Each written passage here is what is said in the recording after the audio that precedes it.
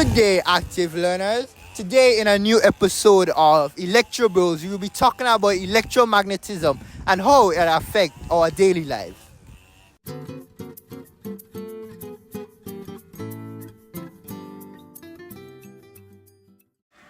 Electromagnetism. Physicist Hans Christian was the first to discover that electric current produces a magnetic field around a wire. To produce a strong magnetic field, wrap coils of wire around an iron rod. Current passing through the coils of the wire magnetize the rod, producing a powerful magnet called the electromagnet. The more loops in the coil, the stronger the magnetic field. Electromagnets are used in electric motors, loudspeakers, televisions, sets, doorbells, trains, and many other devices. Faraday's electromagnetic induction. The process of creating an electric current by moving a conductor through a magnetic field or by varying the magnetic field around it. The majority of electricity supplied to homes is generated using electromagnetic inductions. Electromagnetic induction.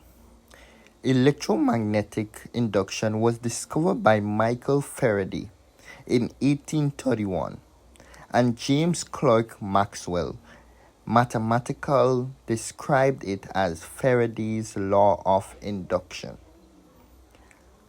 Electromagnetic induction is a current produced because of voltage production. Electromotive force due to a changing magnetic field. This either happens when a conductor is placed in a moving magnetic field when using a AC power source, or when a conductor is constantly moving in a stationary magnetic field. Faraday's law. Faraday's law of electromagnetic induction states that the magnitude of the induced EMF in a circuit is directly proportional to the rate of change of magnetic flux through the circuit. Like charges repel and unlike charges attract. Lenz's law. Lenz's law states that the direction of the induced current in a conductor is such that it opposes the change in magnetic flux that produced it. In other words, the induced current creates a magnetic field that opposes the original change in the magnetic field. Let's talk about the Fleming's left-hand rule, and it's quite easy to remember. This is the hand sign you can use to help remember the Fleming's left-hand rule. The first finger points into the direction of the magnetic field. The second finger points into the direction of the current, and the thumb points in the direction on the force of the conductor. Hello everyone. For today's experiment, we'll be creating an electromagnet. How, you may ask? With simple everyday objects you can find at home. To create this electromagnet, you would need some copper wire, which can be found from regular wire once it is stripped of its insulation, a screw or nail that looks something like this, and a simple double or AAA battery.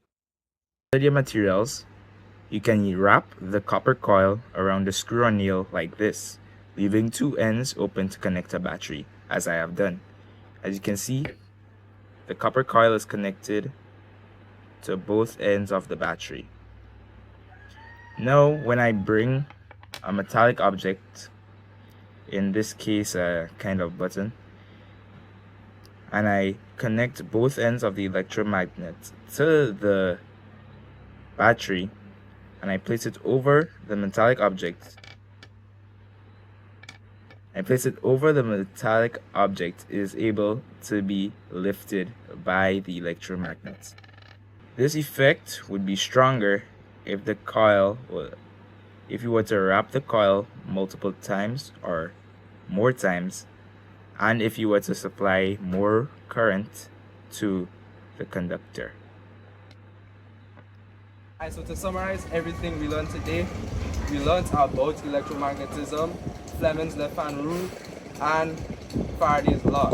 Thank you for watching another Electro Bros episode. We hope that you enjoyed it and you learned something from today's episode. Make sure to like, subscribe, and share to family and friends. Thank you.